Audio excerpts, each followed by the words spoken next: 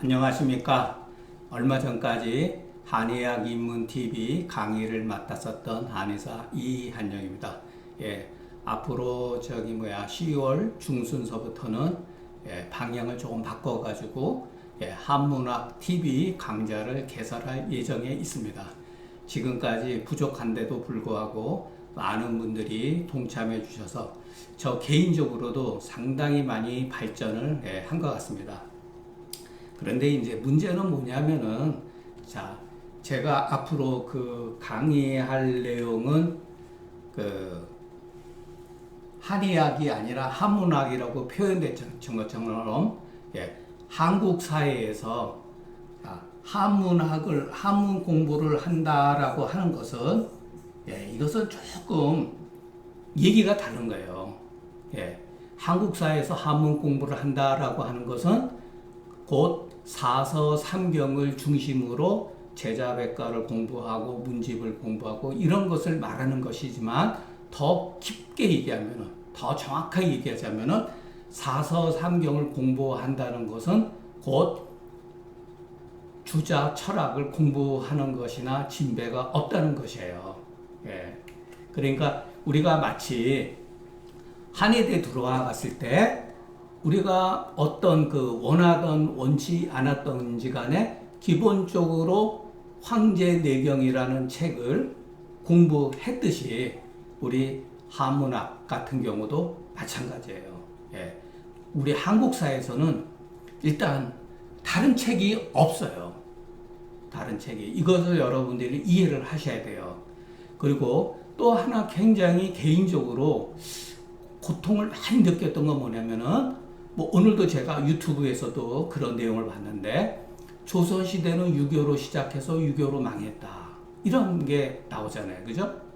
그런데 어떻게 보면은 이 한문이라는 거 또는 유가죠. 유가 또는 이 유교, 또 세부적으로 들어가면은 성리학. 어떻게 보면 이 성리학이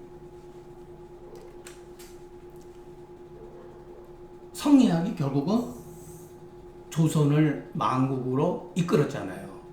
거기에 어떻게 보면은 유교, 공자, 맹자 사상이 어떻게 보면은 남존여비라든가 어떤 신분의 어떤 차등 문제라든가 이런 문제들을 가지고 있잖아요.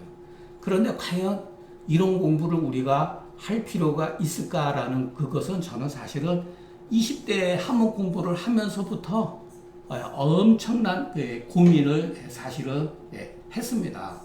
저도 이런 공부를 해야 되느냐.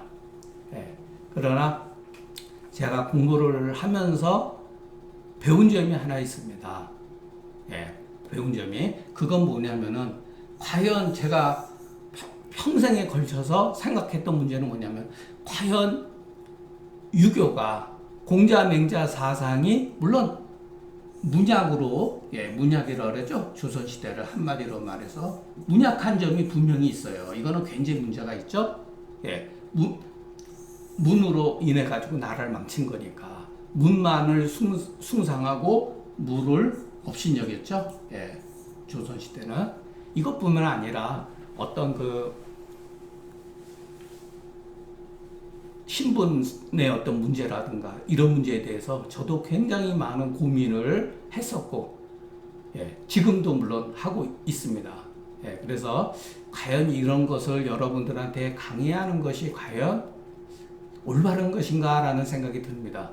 요즘에 유튜브 보면은 예를 들어서 주자학이라든가 성리학이라든가 이런 식으로 하면 조회수는 굉장히 많이 나와요. 그러나 그 사람들이 구체적으로 주자학이 뭐라고 하는 것은 없어요.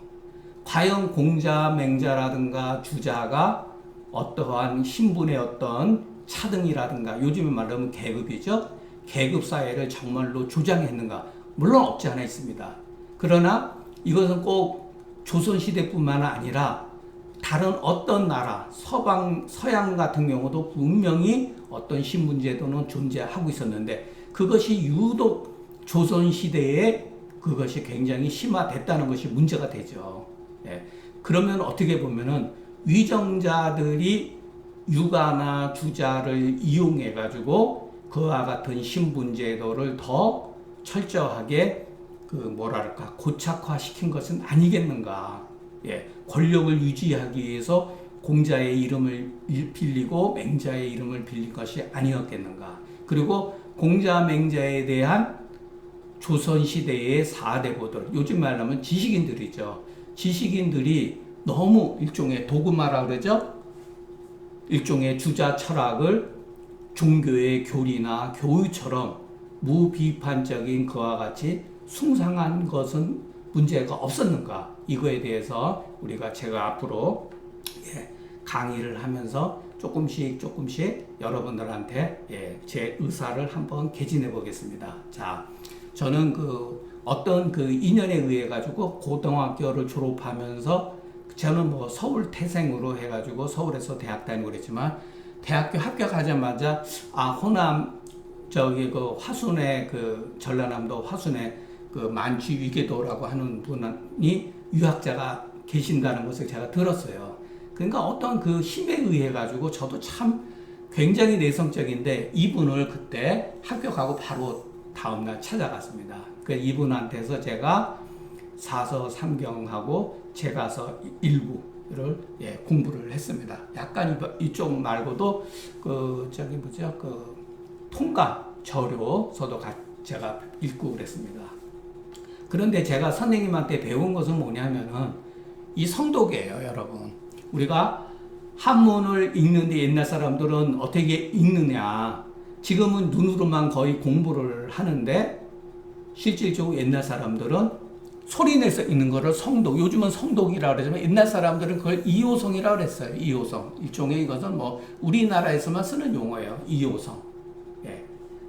그런데, 자, 지나친 표현 같지만 우리가 여러분들하고 저하고 어떤 차이점이 있느냐 하면은 여러분들은 그냥 한문이 중요한 어떤 관심 대상은 아니었잖아요. 대부분 아마 한의사들 가운데 뿐만 아니라 한문 공부를 전문적으로 하는 사람들, 그러니까 한문학과라든가 중문학과 일부 이런 데에서 극히 일부죠. 한문학과에서도 사실은 그다지 그렇게 전공이 이렇게 깊지 못해요. 예, 저도 그 분야 잘 알고 있기 때문에 어떻게 하냐면은 한문 공부는 성독에서 시작해서 성독으로 끝난다 할 정도로 이 성독이 중요한 거예요. 그런데 거의 대부분은 한문 공부에 관심도 없을 뿐더러 그건 당연한 겁니다. 한문 공부를 왜 관심을 갖죠? 한의사라고 한의대학 다닌다고 해서 한문 공부를 그렇게 깊이 할 필요는 없잖아요. 현실적으로. 그러나 저 같은 경우는 약간 특이한 케이스였어요. 왜냐하면 저는 한문 공부에 미쳐 있었어요. 거의. 대학교 들어가기 전서부터. 그러니까 아예 처음서부터 중자가 조금 이상한 거죠. 그러니까 나쁘게 말하면은 사실은 시대에 뒤떨어진 사람이었는데 어떻게 이상하게 한문 공부에 20살 때서부터 매료가 돼가지고 이미 처음 시작할 때서부터 저는 한문 공부를 지금 횟수로는 40년 됐지만 글 공부를 열심히 한 거는 거의 20년. 정말 거의 미친 사람처럼 했고 거기에 대부분이 뭐냐면 성독을 해야지 소리 내서 글을 읽어야지만이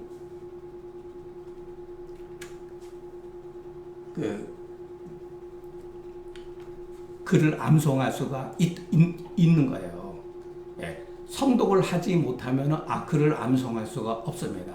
그러니까 대학 같은 경우는 짧은 글이기 때문에 서문에서부터 대학 본문 끝까지 다 읽으면 한 25분 정도밖에 걸리질 않아요. 중용은 한 40분 걸리고. 예. 논어 같은 거는 방대하기 때문에 논어 같은 거 하기 편이면 하기 편만 일단은 다 외우죠. 예를 들어서 그러려면은 성독을 해야 돼요. 근데 예전에도 제가 한번 여러분들한테 강의를 했지만은 자, 소리내서 읽는 거는 지역마다 선생님에 따라 읽는 법이 달라요. 그러니까 예로부터 불질불서 너무 빠르게 읽거나 너무 느리게 읽지 않는 것이 좋다 하는데 저는 비교적 저희 선생님도 그랬고 빠른 편이에요. 조금 빠른 게 아니라 어떻게 되면 굉장히 빠른 편이에요. 예, 그리고 이 높낮이가 성고 장단이 굉장히 조금 강한 편이에요. 그래서 제가 읽는 것을 어떤 분이 듣고 이거 창 같다. 예, 소리 내서 그 창 부르는 것 같다. 이렇게 하거든요. 그러니까 이렇게 읽어야지 그래도 우리가 책을 빨리 익힐 수가 있다는 거죠. 근데 여러분들한테 제가 이것을 뭐 강요한다고 해서 되는 문제도 아니고 다만 이것이 중요하다라는 것을 여러분들한테 말씀드리는 겁니다.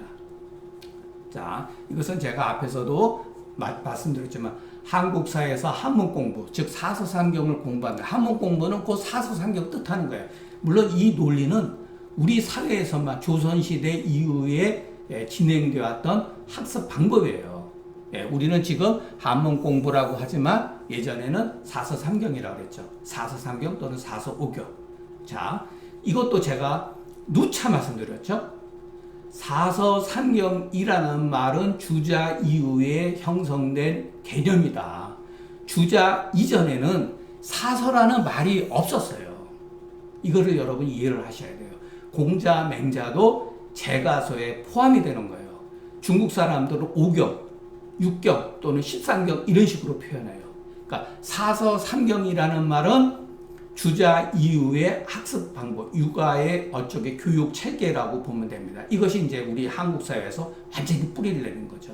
그렇기 때문에 자신의 의지와 관계없이 우리는 곧 한문 공부는 주자학을 공부하는 것이다라고 보셔야 돼요.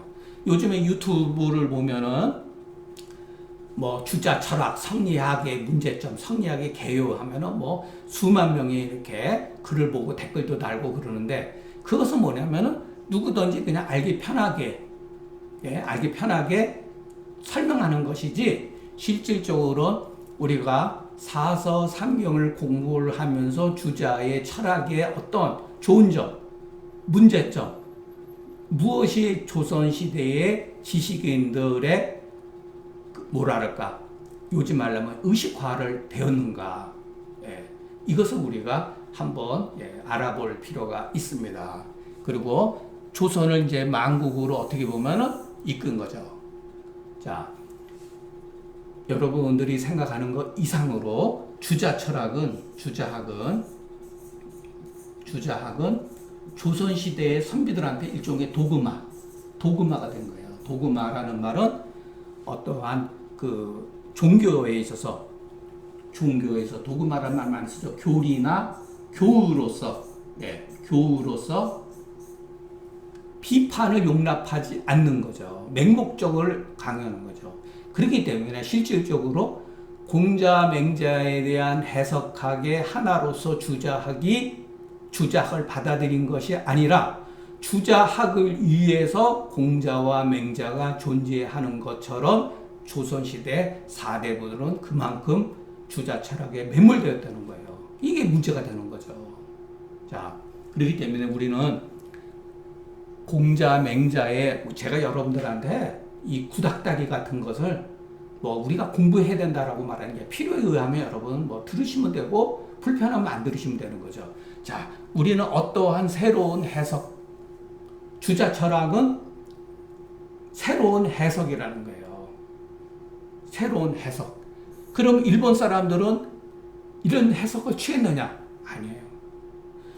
주자 철학이 임진왜란 이후에 전파된 것은 맞는데 일본 학자들은 그것을 공자, 맹자를 수용하는 방법에 주자 철학을 하나의 해석으로 취했고 자기 나름대로 새로운 고전학, 훈고학적인 해석을 취했다는 거예요. 많이 달라요. 자, 제가 걱정하는 건 뭐냐면은 이 해석, 우리는 어떠한 해석을 취하는가에 따라 역사는 발전하기도 하고 퇴보를 한다는 거예요, 여러분. 이거는 성경도 마찬가지입니다. 성경도 우리가 성경을 보는 데 있어서 어떤 식으로 성경을 해석하는가, 어떤 방점, 어디에다가 방점을 두어가지고 하는가에 따라서 성경의 어떠한 것이 기독교가 사회에 미치는 영향과 나쁜 영향, 이것이 바로 해석에 달려있다는 거예요, 여러분.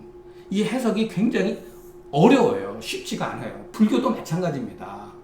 우리가 지금 한국 사회에 형성되어 있는 한국 불교는 그야말로 중국 불교의 어떻게 보면 변형이고 아류죠. 그러면 중국 불교가 고타마 시타르트가 깨달은 정말로 그 초기 불교냐? 그것이 아니라는 거예요. 중국 불교지. 예. 그것을 우리가 잘 이해를 해야 된다는 거예요. 그러니까 앞으로 여러분 저희가 제가 공부하는 방법은 원문과 주자의 그 해석을 따라서 공부를 하면서 제 개인의 문제, 제가 생각하는 그와 같은 생각하는 점, 조선시대에 어떤 것이 이 글에 있어서 문제가 되었는가, 그것을 여러분들한테 편하게, 여러분들 그냥 편하게, 여기에 이런 뜻이 있었구나. 그래서 이 주자 철학은 왜 이기론이 있어 나왔구나. 여기에 채용론이 이렇게 돼 있구나. 그것을 우리가 배우게 됩니다. 그런데 이 책 가운데서 무슨 책이 제일 어렵냐? 여러분 주역이 제일 어려운 것 같죠? 아닙니다. 주자 철학의 진수는 대학에 있는 거예요. 우리가 처음 배우는 대학. 그것도 대학 서문에 주자의 모든 핵심 사상이 농축되어 있다는 거예요. 자, 제가 저희 선생님한테 들은 것을 여러분들한테 말씀드리면은 사설을 공부를 하게 되면은 열심히 공부하면은 시전, 서전, 예기, 주역, 춘추는 혼자서도 공부할 수가 있다는 거예요. 여러분들은 대부분 현대의 주역을 강의하고 있는데 전부 다 과대망상에 빠진 사람이 너무 많아요. 사실 여러분. 시전도 정말 멋진 책입니다. 이것은 대학 논어 맹자 중령하고 관계가 없는 내용이에요. 이것도 나중에 역사 어떻게 보면 요즘 말하면 역사 철학이라고 그러죠. 역사 철학의 관점에서 시전, 서전, 예기, 주역, 춘추를 제가 강의를 할 예정입니다. 아마 세월은 거의 10년 걸리지 않을까 생각하는데 저도 건강 조심해야겠고 여러분 이번 기회를 통해 가지고서 재미있게 유튜브에도 이런 걸 강의하는 거 많아요 사실은. 근데 제가 보니까 정말로 중요한 문제들을 거론을 안 하고 그냥 뭐랄까 문자 해석만에 끝이더라고요. 그렇게 해가지고는 재미가 하나도 없습니다. 그리고 자 예기, 서전, 그러니까 시전, 서전, 예기, 주역, 춘추가 이게 육아서적이라고 생각하는 것 자체가 잘못되어 있는 거예요. 이것이 한나라 때 육아들이 이것을 자기네 것 책으로 만들어버린 거예요, 여러분. 제자백과의 모든 사상가들은 기본적으로 전부 이 과정을 겪었다는 거예요. 나중에 예를 들어서 맹자를 우리가 공부하면서 알겠지만 대학 논어 맹자 중력 이와 같은 책을 공부하는 것이 육아들이 공부하는 것이다라는 것은 하나의 옛날 사람들이 만들어 놓은 자기들 어떻게 보면 육아의 권위를 위해서 이 경전을 자기 거로 만들어 버린 거예요. 그러면 예전에 다른 사람들은 이런 공부를 안 했느냐? 아니에요. 이건 기본적인 서적이에요. 그리고 대학이라든가 중령은 원래 예기에 있는 편제를 송나라 때에 이르러서 비로소 대학과 중령의 가치를 이해를 하고 나서 이것을 따로 이렇게 책으로 만들었다는 거예요. 그래서 요 같은 자세한 것은 나중에 저희들이 이제 제가 여러분들과 같이 공부를 하면서 하나씩 말씀드리겠습니다. 자, 제가 성리학자는 아니지만 그래도 20년 이상 공부를 했고 조선시대 성리학에 대해 학자들에 대해서 이기 논쟁이라든가 이런 것도 물론 공부를 어느 정도를 했기 때문에 설명할 강의는 할 수 있는 자격은 된다고 봅니다. 특히 우리가 주자 대학의 서문을 공부하는 데 있어서 개인적으로 좋아하거나 싫어하거나 이걸 떠나서 조선 4대부를 중요한 글로 인식되었다. 그리고 우리가 조선시대의 문집을 주자 학문을 우리가 사서삼경과 주자의 그 장구를 읽지 않고서는 읽을 수가 없어요. 그리고 조선시대의 학자들의 80%가 모두 주자의 주예를 따랐다는 거. 그러니까 문체를 따랐다는 거예요. 그리고 의외로 주자의 문체는 여러분이 생각하는 것보다 쉽다는 거. 오히려 예전 글들이 더 어려운 거예요. 그걸 고문이라고 그러죠. 이런 것들은 그 후세에 만들어진 것들은 그 시대의 문법 체계가 또 발전되고 변형되었기 때문에 읽기가 사실은 어렵지 않다는 거. 이런 거를 이해를 하시고 마음의 부담감을 덜어버리고 편안하게 앞으로 제가 한 20일 뒤나 한 달 뒤에 새롭게 이제 공부를 시작할 것 같은데 그때 여러분 탈퇴하지 마시고 적극적으로 조금 참석해 주셨으면 감사하겠습니다. 자, 오늘은 제가 뭐 두서없이 여러분들한테 인사말 드리는 것이기 때문에 잊어버리지 마시고 제가 10월 중순에 다시 새롭게 시작하는 것, 어떻게 보면 제가 한의학 공부는 많이 안 했어요. 거의 사서삼경에 대한 한문학에 대해서 거의 20몇 년 동안 공부를 하고 나머지 이 공부를 하고 제가 주자 철학의 문제점을 인식을 하고 나서 쓴 책이 바로 중경소 도법 상공과 학원 근계 요략입니다. 그런 의미에서 관심을 가졌으면 감사하겠습니다. 감사합니다.